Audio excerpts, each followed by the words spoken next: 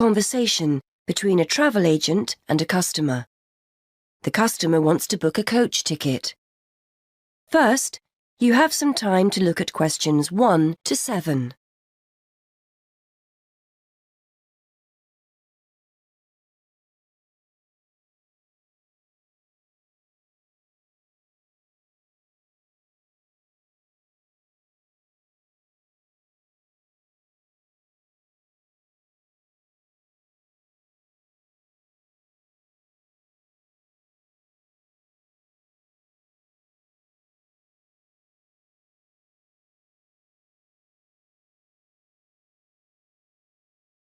Now we shall begin.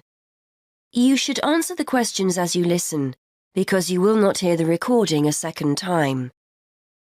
Listen carefully.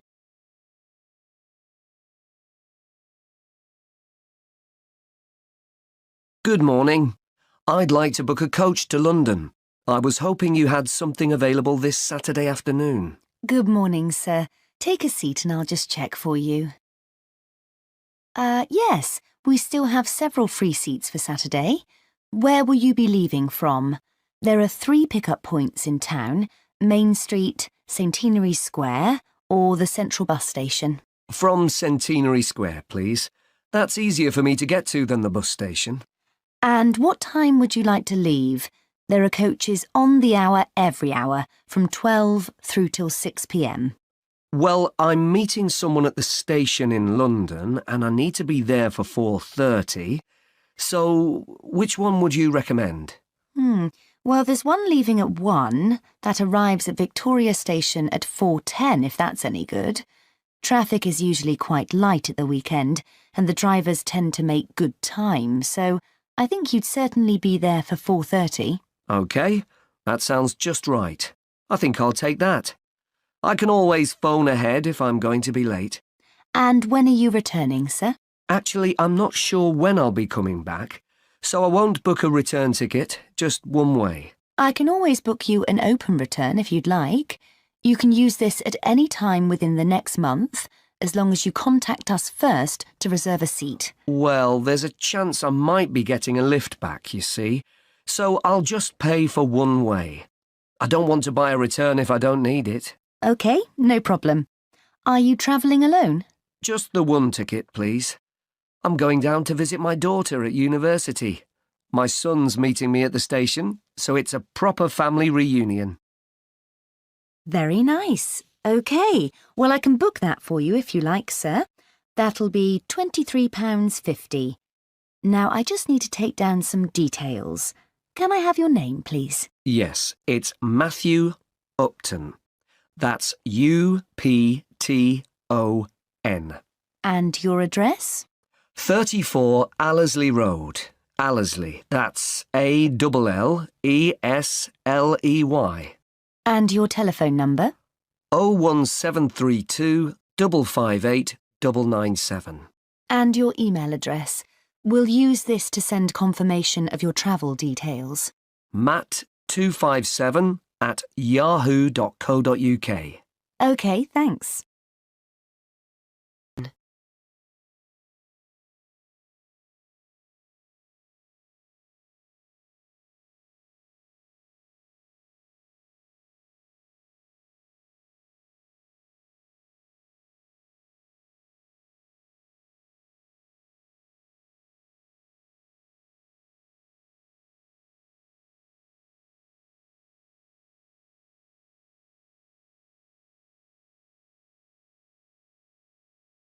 Now listen and answer questions 8 to 10. Before I forget, I'll be taking a little luggage. Is there a set luggage allowance? We offer a very good luggage allowance. You can take 2 suitcases as long as they're no more than 20 kilos each. That's 40 kilos in total, and 1 small item of hand luggage on the coach. Most people find that more than adequate. Any additional items carry an extra charge of £10 for each bag. I certainly won't be taking that much, so I should be OK. I was worried I might be taking too much. Would you like travel insurance included with your ticket? It's an additional £2. No, I don't think so. No problem. It's not compulsory. OK. How will you be paying? Actually, I've been having trouble with my debit card today, and I've left my checkbook at home, so I'd better pay in cash. You'll give me a receipt, won't you? Certainly, and we'll send confirmation to your email address as well. So that's £23.50, sir. If you just wait a minute, I'll print you off a receipt.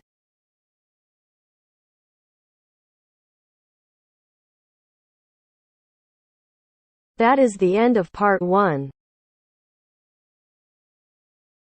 You now have half a minute to check your answers.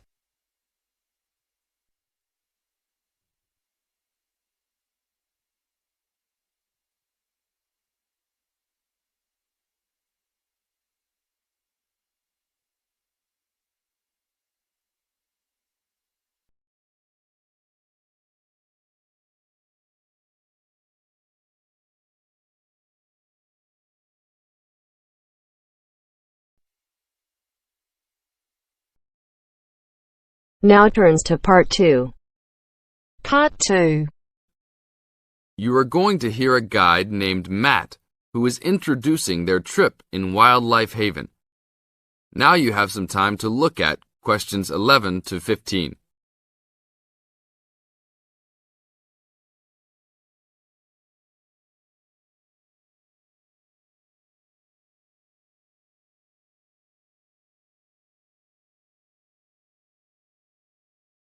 Now listen to the first part of the introduction carefully and answer questions 11 to 15. Well, good morning, everybody. My name's Matt, and I'm one of the 3 guides here at Wildlife Haven. Our job is to make sure that you all have a great time here with us and go home feeling happy and relaxed.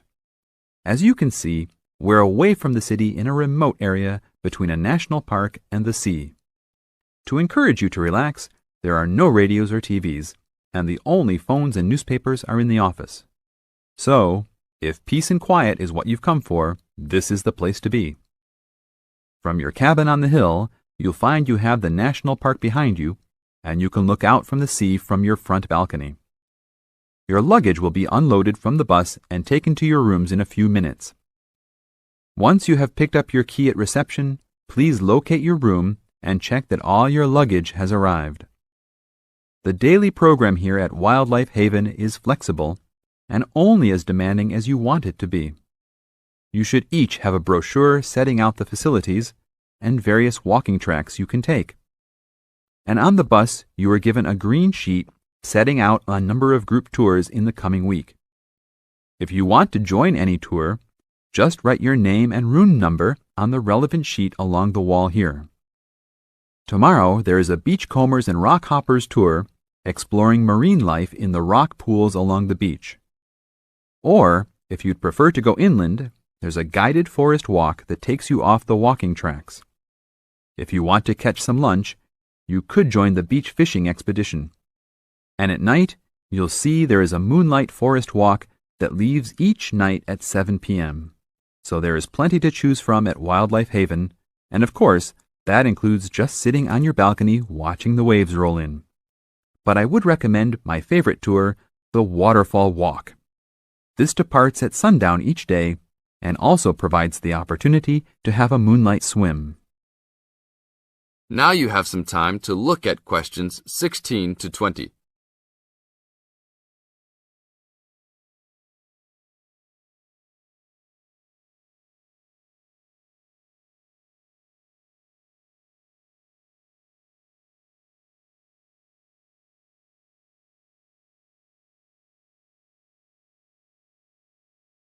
In the second part of the introduction, you are going to get some advice from Matt. Listen carefully and answer questions 16 to 20. You've chosen to visit us in January, which is one of our hotter months. And although you may be tempted to wear a minimum of clothing, you should always take precautions against injury, particularly in the national park. This includes sensible footwear. You'd be surprised how many of our guests ignore this advice and end up being sorry. And socks are a good idea too. And even though you might be under trees a lot of the time, It's a good idea to wear a hat in this hot climate. There's no need to be too concerned about walking in the national park, provided you use common sense. It's true that there are poisonous spiders in the park, but they are really more frightened of you than you are likely to be of them. I should also warn you against eating any wild berries. Some are edible, but you should avoid them all. We'll provide all the food you can eat. Well, that's about all for now. Dinner is from 6 to 8 p.m. in this building.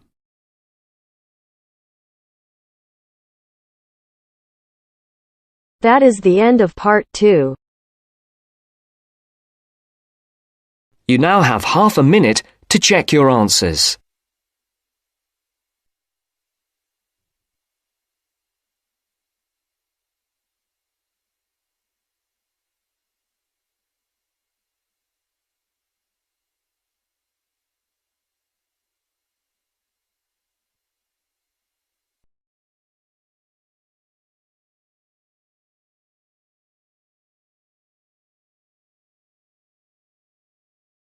Now turns to part 3.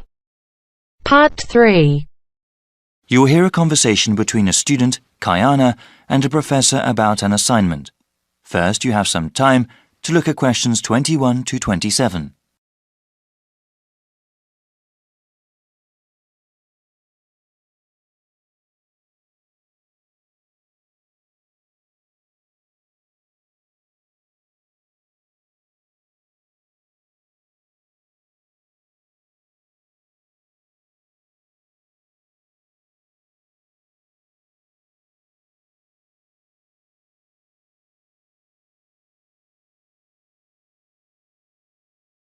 Now listen carefully and answer questions 21 to 27.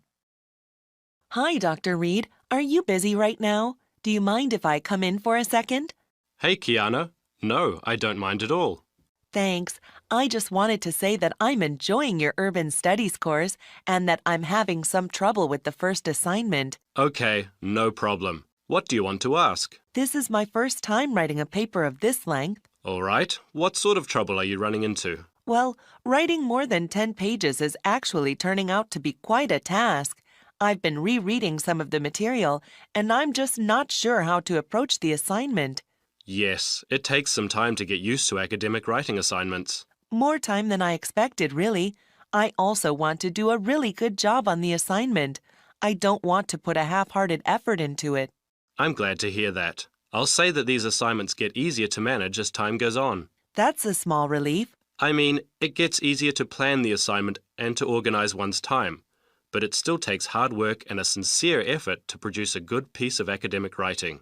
My role is to guide you to the readings I think are the most relevant and to give you tips on managing your time. Okay, could we talk about the readings then? Sure, we can go over them. I guess I want to ask about the Coal House text first. It seems like a pretty interesting book. But sometimes a bit over the top, no? I would recommend reading just the first part of the book. It's the most relevant to the assignment that I gave you. The rest of the text goes on about a topic we will cover later in the semester. All right, I'll just read the intro then. As for the Peely article, oh, did you read that one? Yes, I accessed it online and then printed it out. Okay. I would recommend you review that again.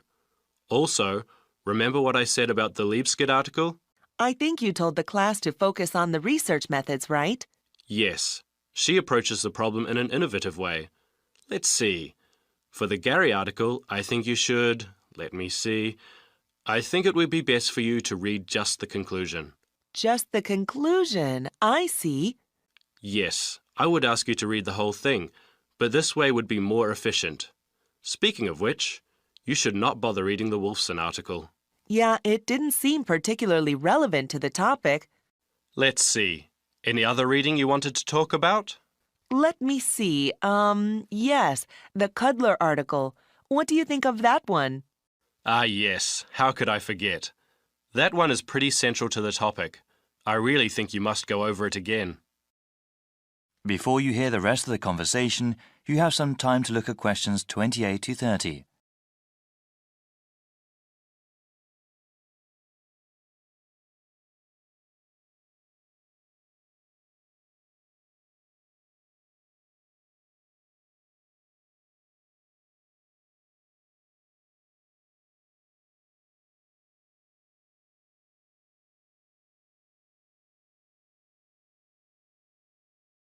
Now listen and answer questions 28 to 30. All right. Is there anything else you wanted to ask about? Yes, I wanted to ask about the line graph that you provided. It seems that the legend identifying the different parts is not there. Ah, it must not have been photocopied correctly. Here, let me explain them. They all represent percentages of the population in Manassas, okay? Line 1 here at the top is the percentage of people who were born in a foreign country. Born outside the country. Okay, and this one? The next line down, line 2 refers to the percentage of people with citizenship. All right, got it. Those making a middle-class wage are represented by the fifth line down. Okay, middle-class wage earners. And the line number 4? That is the percentage of people with a college education or higher. All right, and the one in the middle? That one is the percentage of population who are married and have children. Got it. Thank you so much, Dr. Reed. I really appreciate your help.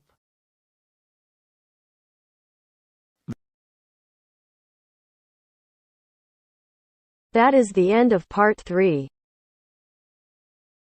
You now have half a minute to check your answers.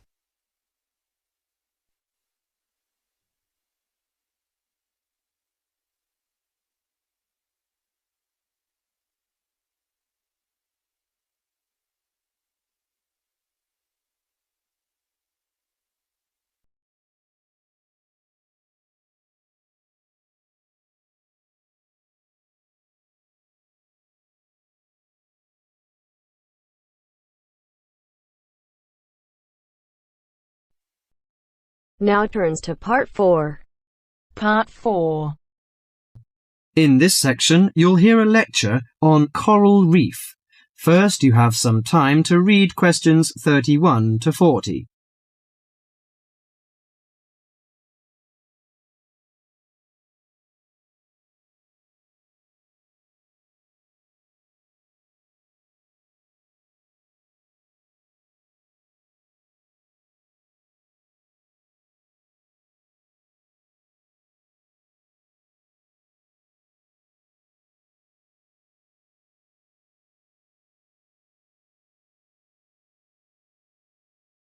Now listen carefully to the lecture and answer questions 31 to 40.